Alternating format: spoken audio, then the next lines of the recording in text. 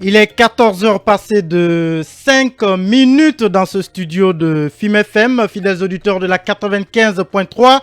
Bonsoir et bienvenue dans ce nouveau numéro de l'Afrique Bouge, une émission qui vous parvient tous les samedis de 14h à 15h sur FIM FM, mais aussi sur nos plateformes digitales disponibles sur Play Store et Apple Store, mais aussi en mode vidéo sur nos pages Facebook, Twitter et YouTube. Ici, nous célébrons les réussites en feuilletant les livres des parcours inspirants de ceux qui se font une place au soleil et font bouger l'Afrique dans leur domaine d'activité, bref, ces hommes et femmes qui marquent leur passage. Notre invité de la semaine n'est autre que Dr Djibril Kaba, docteur en intelligence artificielle. Il est de ces brillants Guinéens qui facilitent au quotidien notre interaction avec les objets connectés. Et comme nous a annoncé avec fierté un de nos contacts lors de la réalisation, la préparation plutôt de cette émission, c'est l'un des rares génies de ce type dont la Guinée peut se prévaloir. Il n'y en a pas plus de 10 sur le continent africain. Et comme vous le constatez certainement, fidèles auditeurs, votre serviteur Mamadou Diallo ne sera pas avec nous dans ce nouveau numéro de l'Afrique Bouge. Empêché pour des raisons bien motivées, nous lui passons d'ailleurs le bonjour et souhaitons un rapide retour parmi nous. Pour conduire cette émission, Emmanuel Milimono est avec moi dans ce studio.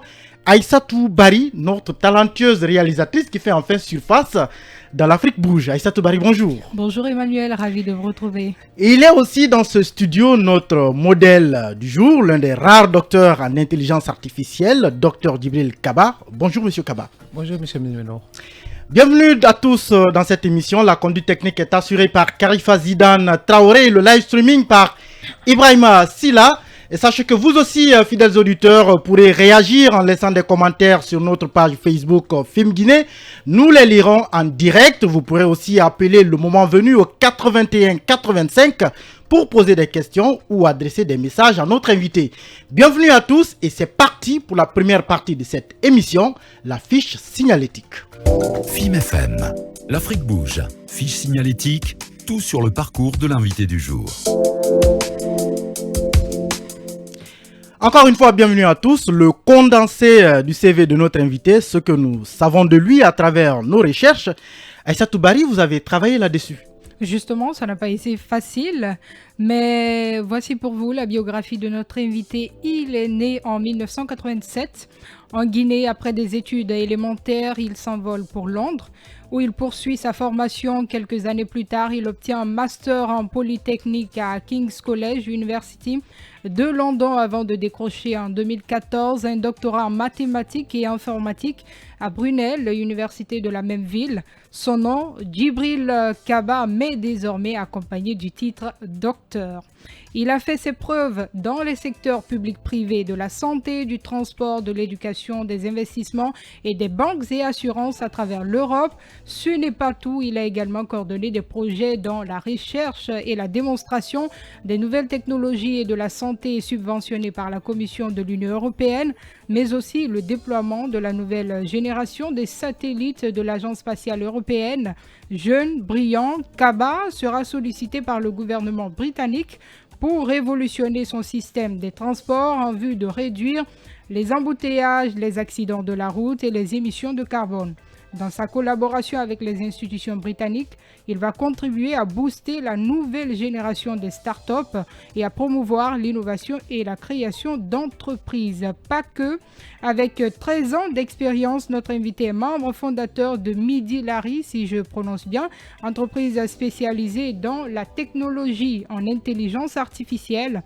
La trentaine est auteur de plusieurs articles scientifiques. En 2012, il reçoit le prix du meilleur article scientifique et celui de la meilleure recherche scientifique en 2015. Accro au football, auto-recette africaine, Dr Djibril Kaba, marié, père de 4 enfants, nous fera voyager dans le monde de l'intelligence artificielle.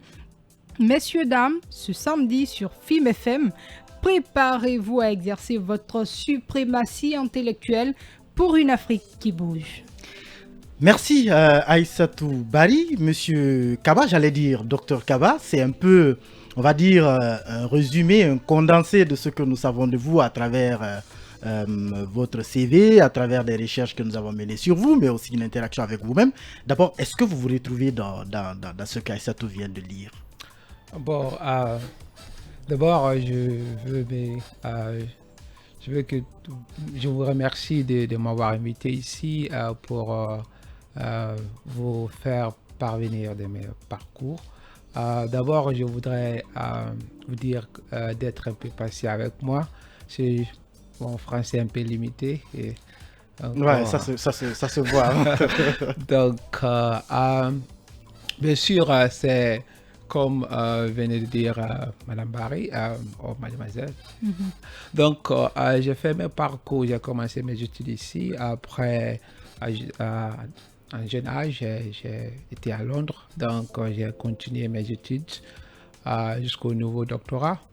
Donc j'ai enseigné à l'université pendant 3 ans. Après, j'ai travaillé dans le domaine de recherche avec l'Union européenne, dans le domaine de la santé. Et puis aussi, j'ai travaillé avec d'autres institutions, comme les banques, les assurances, les finances, aussi dans le domaine du transport. Donc, c'est un processus de succession de travail qu'on a mené. Voilà, en attendant d'entrer beaucoup plus en détail dans le parcours de notre invité, on va poursuivre d'abord la découverte de la personne que nous avons en face de nous aujourd'hui. Et cette fois, ce sera avec des personnes, ou plutôt des collaborateurs, des amis à lui que nous avons aussi interrogés pour en savoir plus sur ce génie de l'informatique. Et ce sera dans les témoignages de cette émission. Docteur Djibril Kaba, c'est un ami d'enfance. On a étudié ensemble depuis l'école primaire, collège et lycée, avant qu'il ne parte à l'Angleterre pour poursuivre ses études. C'était un élève turbulent qui était assidu à l'école, très courageux. On sentait vraiment que quelqu'un qui se battait, qui avait déjà une idée de ce qu'il voulait être, qui a mis tout son temps pour les études, passer les jours ensemble à l'école, après l'école aussi à la maison, on était toujours ensemble. C'est quelqu'un qui est vraiment combatif, ça c'était remarqué par tout le monde. Convivial, travailleur. Vous savez que les enseignants, ces élèves pareils, qui se battent, qui ne lâchent jamais. Je me rappelle, comme si c'était hier, si on nous donnait des exercices à rendre. En ce moment, à l'époque, les études, c'était matin et soir. Donc, à 12 heures, on laissait de venir à la maison. Mais si on nous donnait des exercices encore à rendre à 14 heures, si on revient à la maison, voilà, il était là derrière tout le monde. Alors, faisons les exercices, terminons ça, et voilà. Je me rappelle de ça comme si c'était hier encore. C'était quelqu'un qui était très, très, très apprécié par nos différents enseignants. C'était quelqu'un de turbulent. On avait un ami que je peux vous dire jusqu'à présent, Dr Djibril le fait, qui avait des poils. À chaque fois que le monsieur, l'ami là, voilà, était un peu distrait, il était les poils de ce dernier sursautait, puis on se mettait à ricaner, voilà, on était tous joyeux là. Il aimait trop embêter ce dernier. Je ne suis pas surpris de sa réussite. Il y a beaucoup de courage. Je dirais à Djibril, comme ce que je lui ai dit lorsqu'il était passé à la maison pour me rendre visite, c'est de vraiment prendre le courage et chercher à revenir au pays. Il pourra beaucoup plus apporter en Guinée que où je pense là où il est en Angleterre, parce que là-bas, je lui ai dit qu'il y a beaucoup de génie en informatique, mais en Guinée, je pense que c'est une perle rare. Revenir en Guinée et travailler ici, il pourra beaucoup apporter au pays.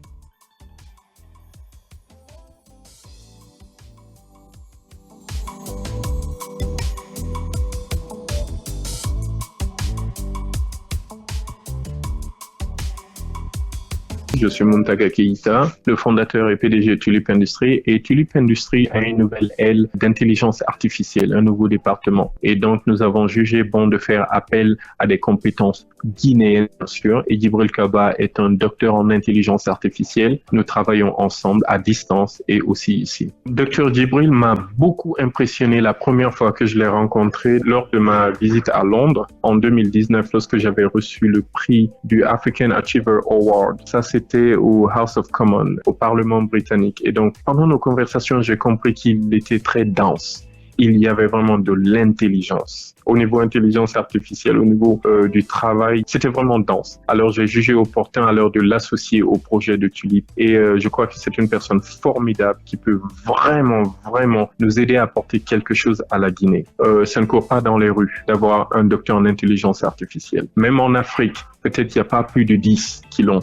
Et nous, en Guinée, on est heureux au moins d'en avoir 2. Sur le plan professionnel, nous, c'est surtout ses avis sur les algorithmes, sur les architectures. Par exemple, à Tulip Industries, nous avons la borne Octopus, nous avons la tablette HealthScan.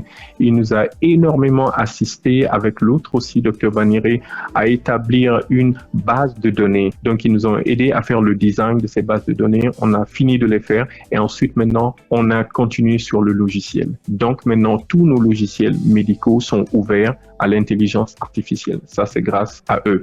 La première fois que j'ai vu Dr Djibril Kaba, j'ai vraiment cru que c'était un garde de boîte de nuit, un videur, parce qu'il est bourré de muscles. Alors vous croyez vraiment, il ressemble à un individu qui vient des forces spéciales, peut-être même guinéennes, parce qu'il est très musclé, il fait du bodybuilding. Donc vous ne croirez jamais que ce monsieur-là que vous voyez dans la rue est un docteur en intelligence artificielle. Donc lorsqu'il s'est présenté, j'ai vu que c'était lui. Déjà la première chose, c'est que j'étais impressionné parce que devant moi, j'avais Rambo ou Terminator devant moi. J'avais pas un docteur. Et non, c'est un gars très paisible, très doux, un homme de famille, quoi. Alors, docteur Kaba, le futur, c'est chez nous, notre pays, notre continent. Il faut coûte que coûte revenir. On travaille déjà, bien sûr, à distance. Vous rendez déjà visite au pays, c'est bien. Mais à la fin, il s'agit pas seulement de nous ou bien de vous, mais il s'agit du pays. On est dans une zone de confort de le côté en Occident, mais en Afrique aussi, on peut recréer cette zone de confort et vraiment aider notre pays à réussir, notre terre à réussir, notre famille à réussir, ici en Guinée même. FIM FM, l'Afrique bouge, fiche signalétique, tout sur le parcours de l'invité du jour. Docteur Kaba, vous venez de suivre 2 personnes que vous connaissez très bien, mais notamment M. Ibrahima Djoulde Baldé, un de vos amis d'enfance, qui a d'ailleurs, on va dire, ressorti le caractère très turbulent de l'élève que vous étiez. Et puis derrière, M. Muntaga Keïta, qui a aussi un brillant, une belle tête informatique, une des fiertés aussi que nous avons en Guinée. D'abord, quelle est la réaction que vous avez en les écoutant parler de vous de la sorte? D'abord, je les remercie de ce message. Bien sûr, je pense que l'intelligence et tout ce qu'on a dit, c'est peut-être pas aussi comme ça. Vous savez, on est tous limités. Donc, on cherche à comprendre. Donc, je pense que il faut travailler. Mais il y a toujours des limites. Donc, c'est pour ça qu'on travaille chaque jour. Quand on sait qu'on ne connaît rien, donc on étudie chaque jour, on travaille chaque jour. Peut-être avant de passer la parole à Issatou, j'aimerais bien qu'on revienne sur un mot, turbulent. Il l'a beaucoup dit, mais justement, turbulent est aujourd'hui la carrière de quelqu'un qui est dans un domaine où il faut beaucoup de concentration, où il faut beaucoup de passion, je ne sais pas, un travail très méticuleux comme l'informatique, l'intelligence artificielle. Est-ce que vous aviez déjà, on va dire, cette trajectoire, cette vision d'arriver là un jour? Comme vous savez, à l'enfance, on était plutôt intéressé dans les études de mathématiques, physique et chimie. Donc, je pense que quand vous avez une base en mathématiques, ça d'abord, c'est un début pour les sciences comme l'intelligence artificielle. C'est tout ce qu'on fait dans ce domaine est basé sur les mathématiques. Donc, c'est quelque chose que j'ai commencé à bas âge et donc ça m'a beaucoup aidé quand j'ai voyagé à Londres. Donc, c'est pour cela que je demande à tout un chacun des jeunes Guinéens de s'intéresser à ce domaine. Je pense que c'est l'avenir partout dans le monde, que ce soit ailleurs en Occident et en Afrique. C'est un domaine qui peut changer beaucoup. Il est applicable dans tous les domaines de la vie. Donc c'est comme ça que j'ai commencé. C'est ma passion de la mathématique. D'accord. Alors, quand on parle d'intelligence artificielle, on voit tout de suite le facteur algorithme. Les données, ça et là, parfois très difficiles à comprendre. Oui. Parfois, nous vous considérons comme des fous, entre guillemets, excusez-moi. Est-ce qu'à un moment donné de votre vie, vous avez eu il y a eu des gens qui vous ont dissuadé de continuer ce chemin? Est-ce que vous avez rencontré des difficultés? Lesquelles? Bien sûr, je pense que dans tous les domaines de la vie, il y a toujours des obstacles. Quand j'ai quitté ici, je pense que j'ai rencontré des problèmes à l'école quand j'ai commencé. C'était pas facile.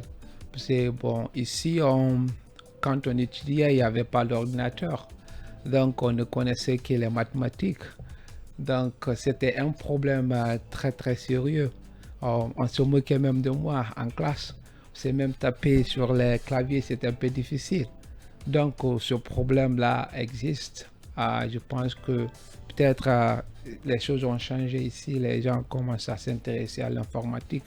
Donc, les mathématiques et l'informatique ce sont des bases de l'artificielle intelligence.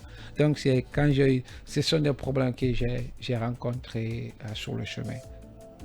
C'est vrai que beaucoup de jeunes s'intéressent aujourd'hui à la mathématique et pour l'instant, peut-être pas beaucoup à l'intelligence artificielle, parce que je rappelle qu'en Guinée, on n'en a que 2 et vous êtes justement l'un de ces 2 spécialistes que l'on est, malheureusement encore vous à l'étranger. Mais on va entrer justement dans les détails et ça nous amène, on va dire, au deuxième chapitre de cette émission où notre invité se raconte, Dr Djibril Kaba, sur son piédestal. FIM-FM. L'Afrique bouge, le piédestal, l'invité du jour se raconte. Alors, la première question que j'ai envie de vous poser, est-ce que quand vous débarquiez en Angleterre en 2003, si je ne me trompe, vous débarquiez déjà pour dire « je viens pour l'informatique et je veux un jour aller dans un domaine encore pas très découvert » Pas tellement, non. Quand j'ai débarqué, comme je viens de vous expliquer, j'avais une base en mathématiques. Donc, l'objectif, c'était d'évoluer en sciences mathématiques. Mais bon, à la longue, j'ai cumulé les mathématiques avec physique et chimie. Donc, à l'université, j'ai fait génie comme un polytechnique, mais plutôt, je me suis spécialisé en electronic engineering. Donc, ça, c'était le domaine que je me suis lancé. Mais à la longue, quand j'ai fini les études, j'ai travaillé une année, j'ai créé ma propre boîte. Ça n'a pas marché, donc je me suis retourné. Bon, mais mes professeurs, certains de mes professeurs m'ont appelé, donc ils avaient ce qu'on appelle scholarship, je pense que c'est des bourses. Donc ils avaient des bourses pour le doctorat. Donc ces genres de bourses, on vous paye chaque année. C'est comme si vous travaillez pour eux. Il y a des institutions qui viennent leur donner de l'argent, donc ils font des concours, donc ils sélectionnent des gens. Donc ils m'ont parlé, j'ai eu le concours, donc j'ai eu le bourse.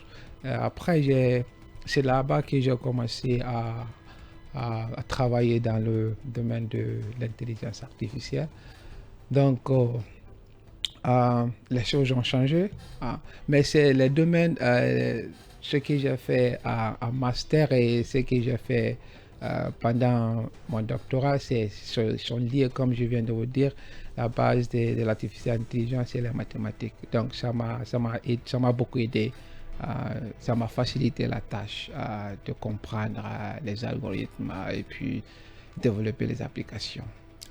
Alors, ce n'est pas un rêve d'enfant, c'est plutôt la vie qui vous a dirigé, orienté vers ce domaine. Oui. Vous avez eu à travailler à piloter des projets avec l'Agence spatiale européenne.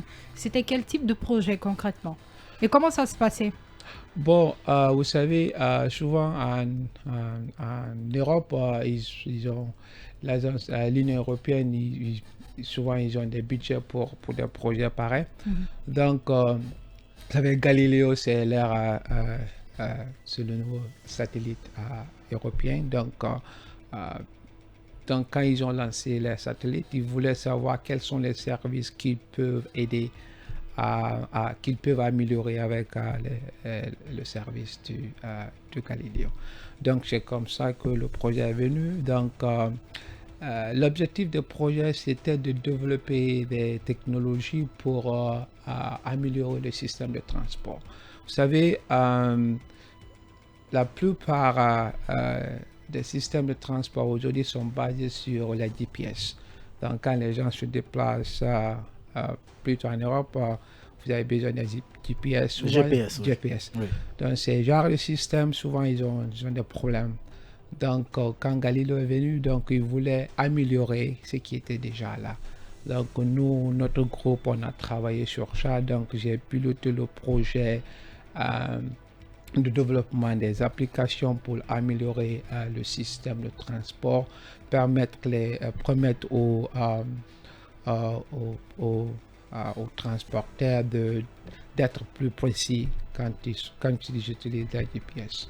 Et c'était au compte du gouvernement britannique. C'était au compte du gouvernement britannique, mais c'est un projet de consortium. Donc, on travaille avec beaucoup d'autres institutions à travers l'Europe. Je pense que c'était à peu près 7 institutions.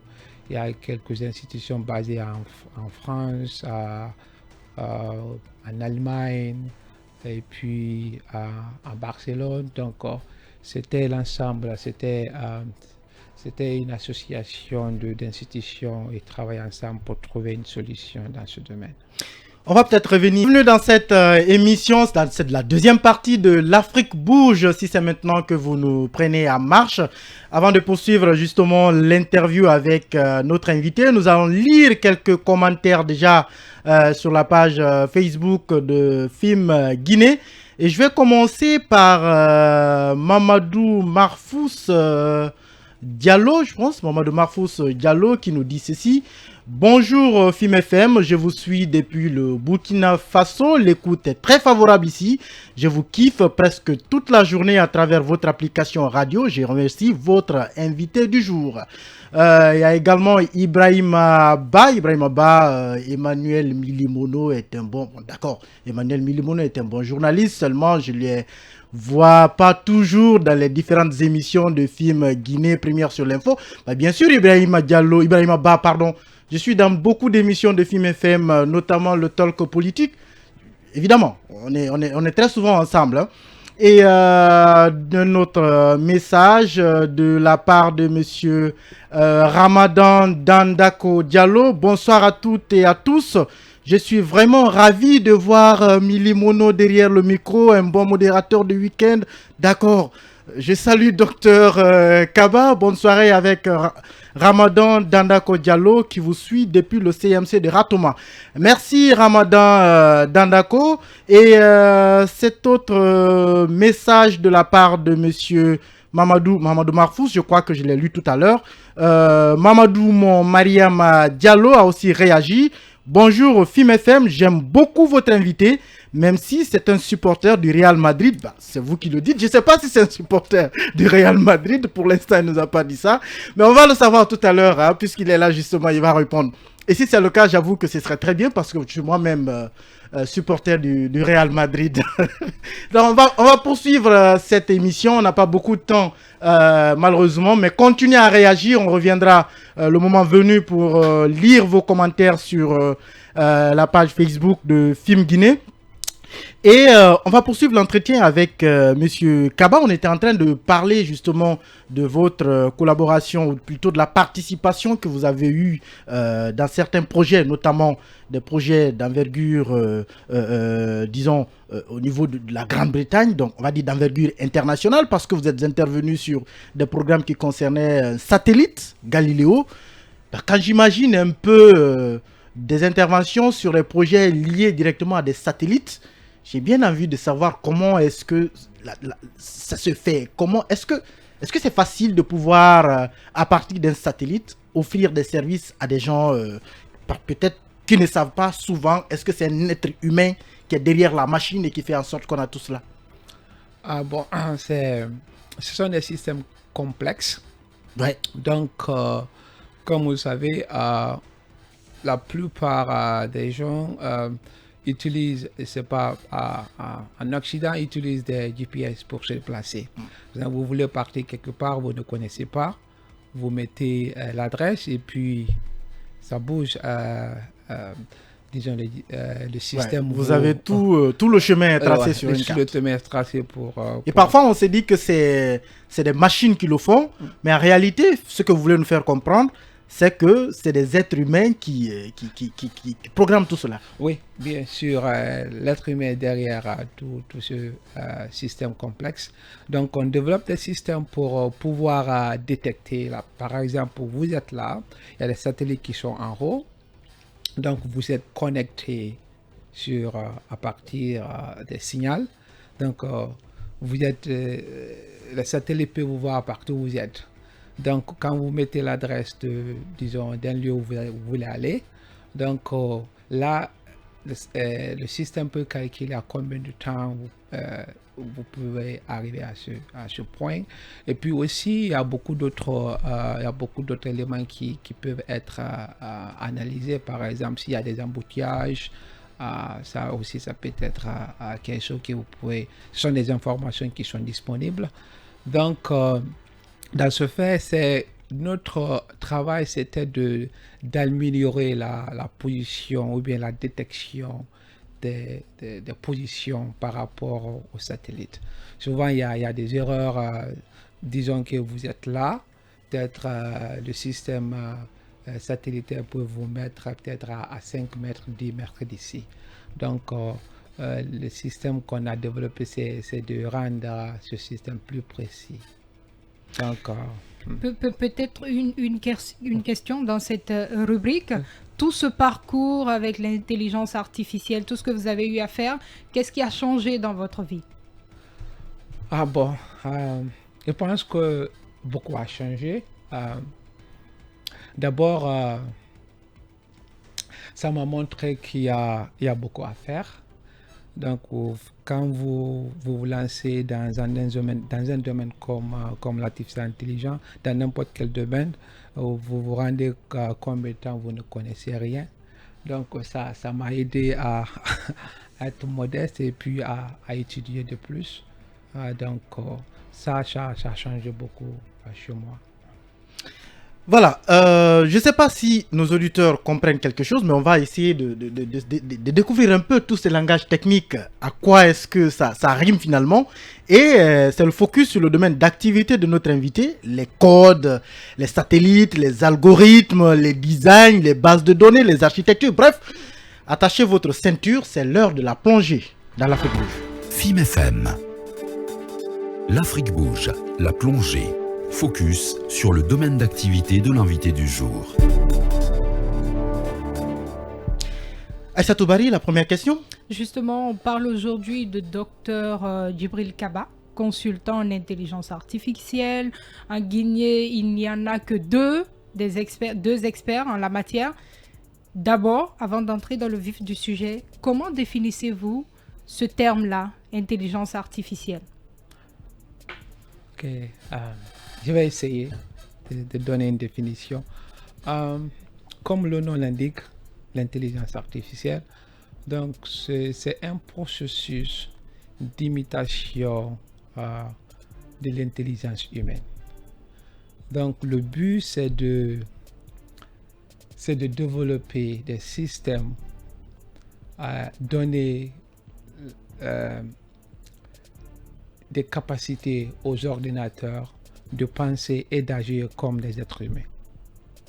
Vous transmettez, on va dire, une mémoire, une intelligence à des machines. Oui.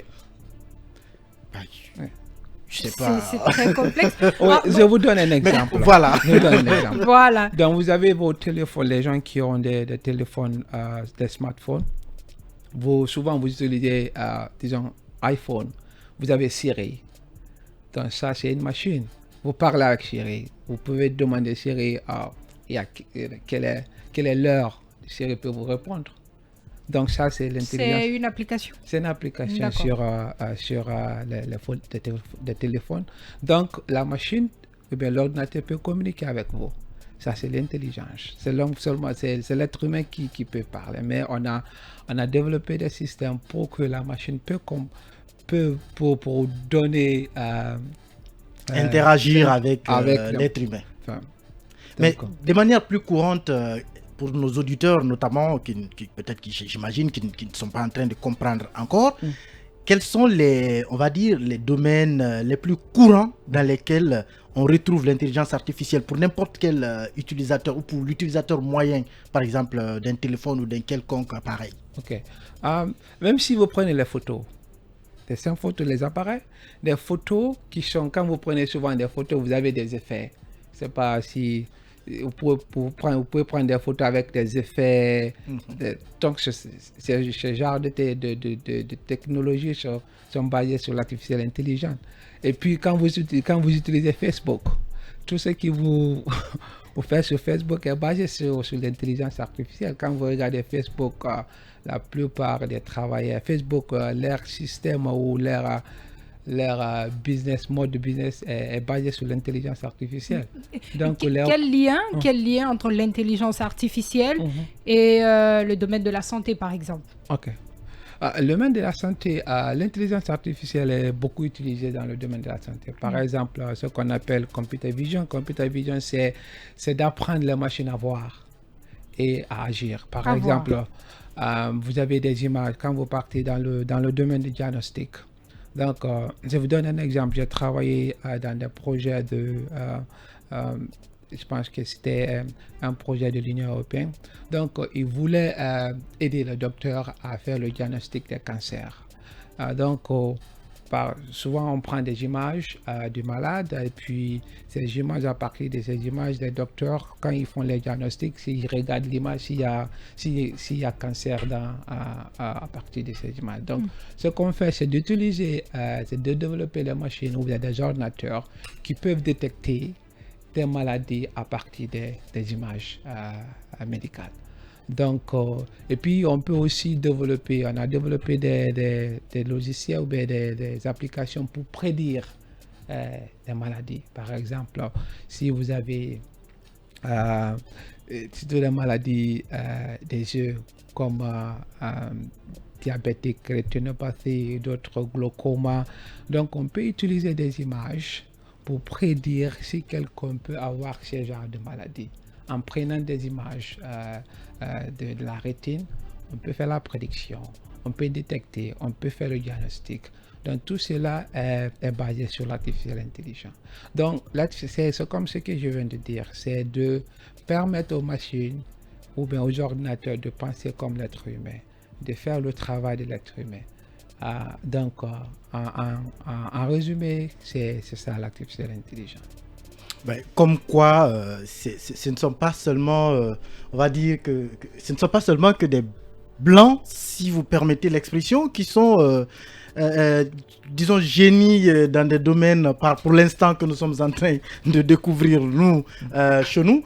J'ai bien envie de vous poser cette autre question, parce qu'on a écouté notamment votre ami et votre collaborateur qui ont, on va dire, souhaité revoir le génie que vous êtes en Guinée et peut-être participer à également permettre à la Guinée, on va dire, de développer des services dans ce domaine-là.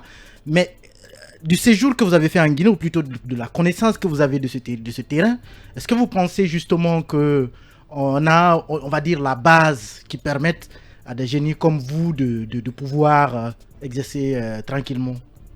Je pense que c'est possible partout dans le monde entier. Aujourd'hui, avec l'évolution de la technologie, tout est possible. Donc, mais on a besoin d'une base. D'abord, la connexion. Elle est très importante pour pouvoir se renseigner et puis aussi étudier en ligne. Peut-être, comme vous venez de dire, l'artificielle intelligence, c'est un domaine qui est un peu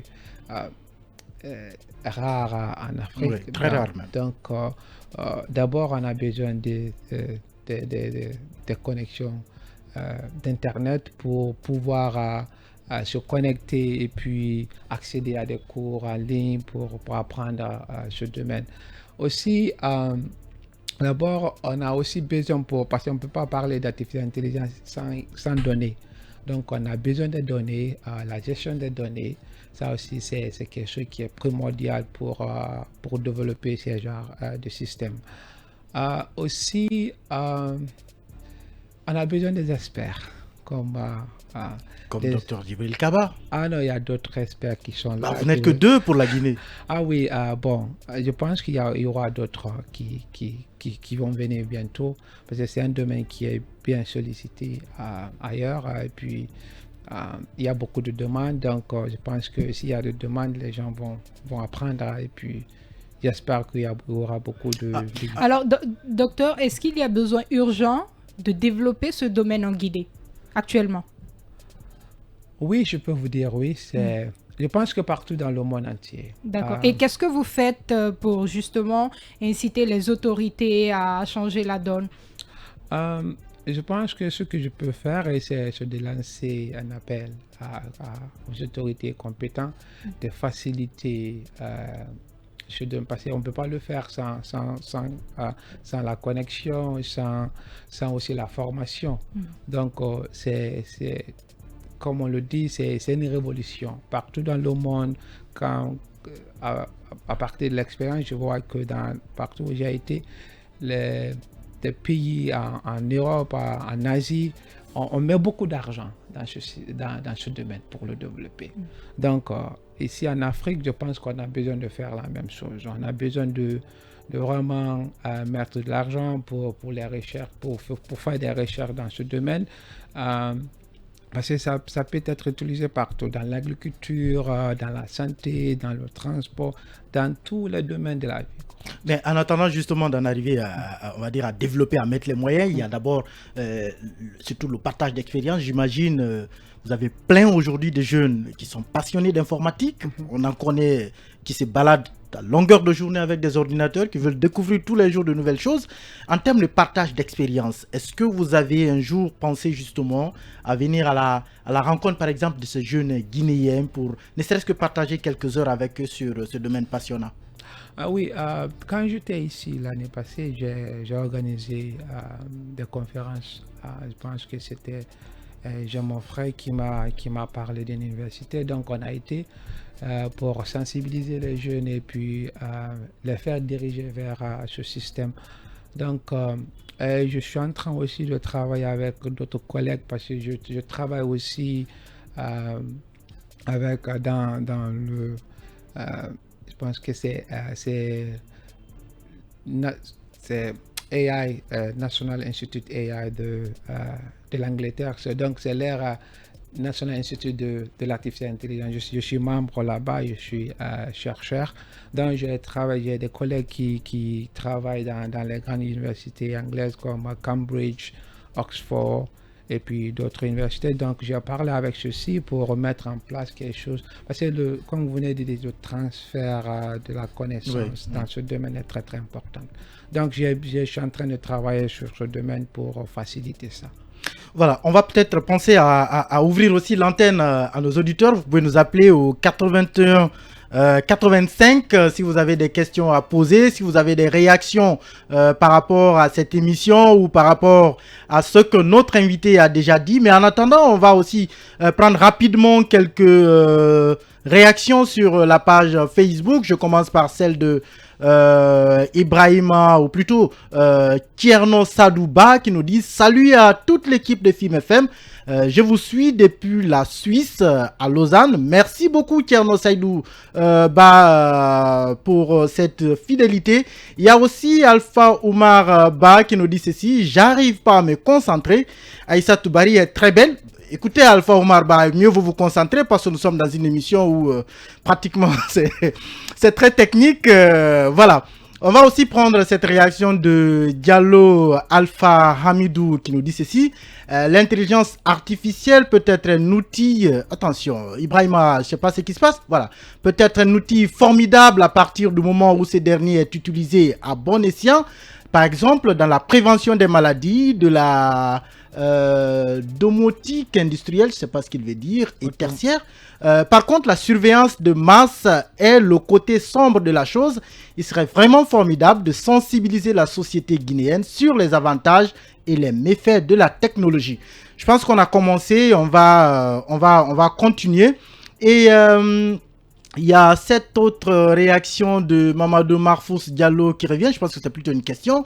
Docteur Kaba, quelle remarque faites-vous entre l'étude guinéenne actuelle et celle précédente? Je pense que c'est une question qui est quand même un peu vague. Il a envie de comprendre entre le moment où vous étudiez peut-être et aujourd'hui vous revenez, vous voyez un peu les choses.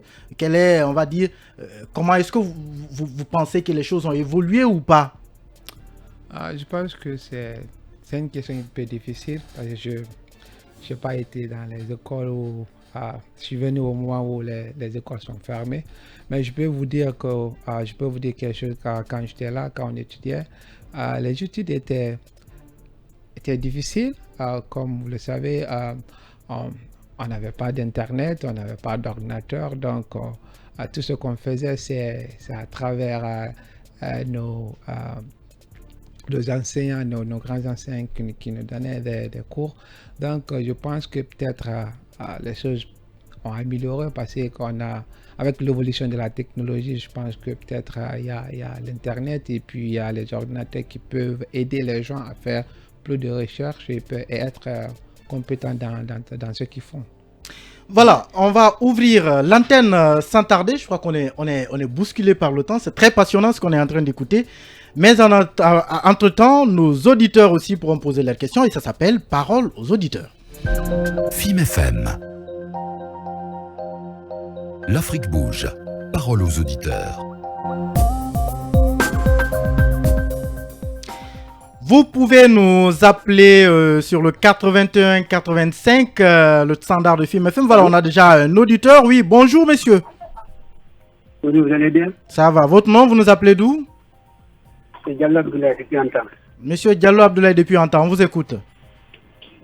Bon, je voulais poser deux questions comme ça à votre invité. Allez-y rapidement. Quels sont les langages les plus utilisés en intelligence artificielle? Quel est le langage le plus utilisé en intelligence artificielle, oui? Oui, le langage, parce que je ne sais pas si c'est la seule. La deuxième question, il a parlé des mathématiques. Est-ce les intégrales, la probabilité statistique ou bien toutes les parties de la mathématique, l'arithmétique, tout en font partie, quoi?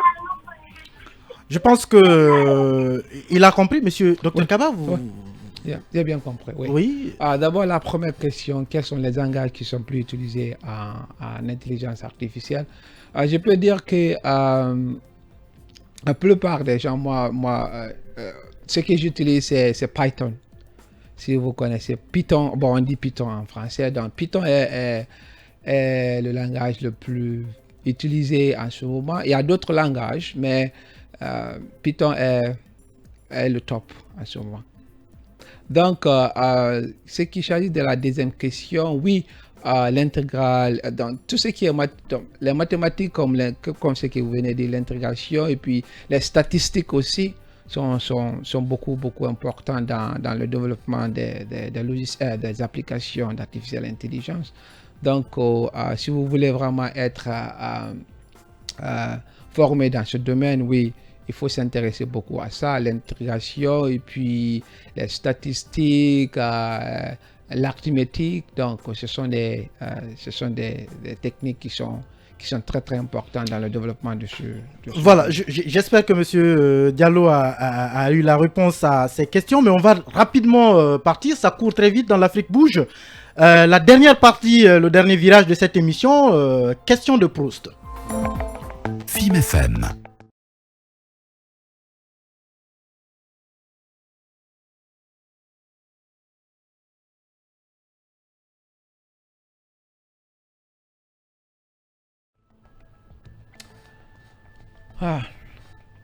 Je suis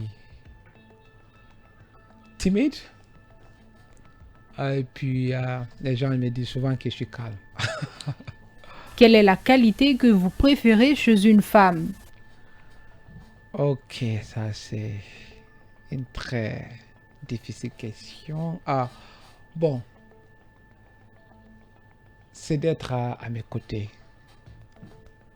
Ce que vous appréciez le plus chez vos amis? Des conseils. Et puis, je pense que c'est des conseils. Des conseils, quel qu'en soit le problème. Donc, j'aime les amis qui me disent la vérité. Votre principal défaut?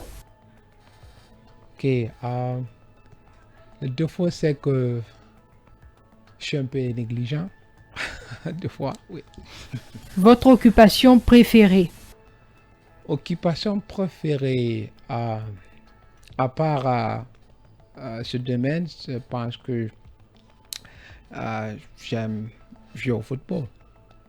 Quel est votre état d'esprit actuel? Relaxé, content.